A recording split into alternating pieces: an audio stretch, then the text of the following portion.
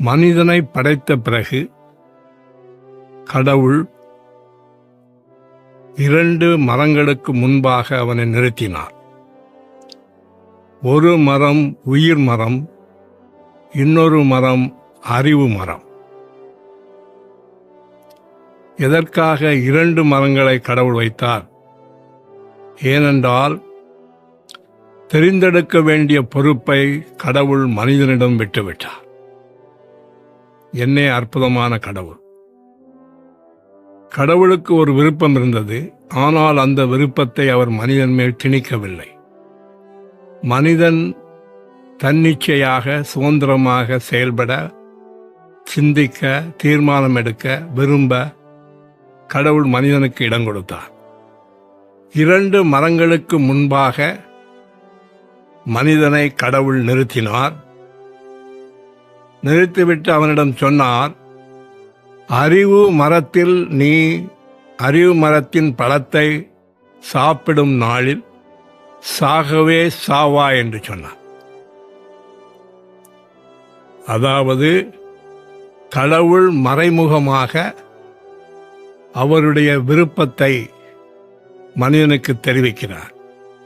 கடவுளுடைய விருப்பம் என்னவென்று சொன்னால், மனிதன் உயிர் மரத்தின் பழத்தை சாப்பிட்டு கடவுளை உயிராக அவனுக்குள் கொண்டு வந்து அந்த கடவுளுடைய உயிரில் வளர்ந்து கடவுளை வெளிக்காட்ட வேண்டும் என்பதே கடவுளுடைய விருப்பம்.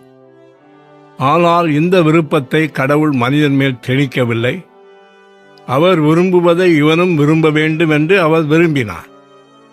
ஆனால் அதை மனிதனுடைய கையிலேயே அவர் விட்டுவிட்டார்.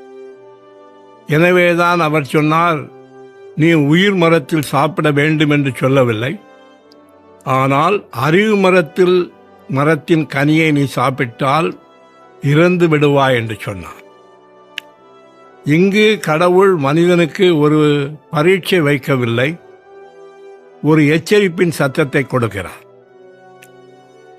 ஊட்டி போன்ற மலை பிரதேசத்துக்கு நாம் கடந்து செல்லும்போது கார்களிலே அங்கு ஒரு எச்சரிப்பு வச்சிருப்பார்கள், ஹேர் பின் பெண்டு.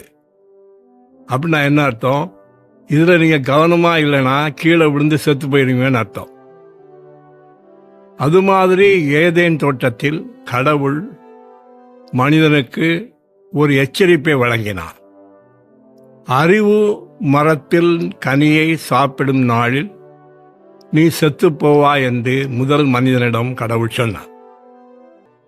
மறைமுகமாக நீ உயிர் மரத்தில் பங்கு பெற வேண்டும் என்பது என் விருப்பம் என்பதை கடவுள் மனிதனுக்கு தெரிவித்தார். பொதுவாக நாம் என்ன செய்கிறோம்? கடவுள் விரும்புவதை செய்வதில்லை, நாம் விரும்புவதைத்தான் செய்கிறோம். அதுபோலதான் முதல் மனிதனும் தான் விரும்பினதை செய்தான். கடவுள் எதை செய்யக்கூடாது என்று சொன்னாரோ அதை செய்தான். கடவுள் அறிவு மரத்தை சாப்பிடாதே, சாப்பிட்டா செத்துப்போவா என்று சொன்னால் அவன் அதைதான் செய்தான். அவன் அறிவு மரத்தை சாப்பிட்டான், உயிர் மரத்தில் சாப்பிடவில்லை. அறிவு மரத்தின் பழத்தை முதல் மனிதன் சாப்பிட்டபடியினால் அவன் விழுந்து போனான். அவனுடைய படைத்த நிலைமையில் இருந்து அவன் முற்றிலுமாக வேறொரு நிலைமைக்குள்ளாக தள்ளப்பட்டான். இதுதான் மனிதனுடைய வீழ்ச்சி. எனவே நாம் மிகவும் கவனமாக இருக்க வேண்டும். அறிவு மரத்தின் கனியை சாப்பிட்டு மரணத்தில் பங்கு பெறுபவர்களாக நாம் இருக்கக்கூடாது. கடவுள் இயேசு கிறிஸ்து தாமே நம்மை ஆசீர்வதிப்பாராக.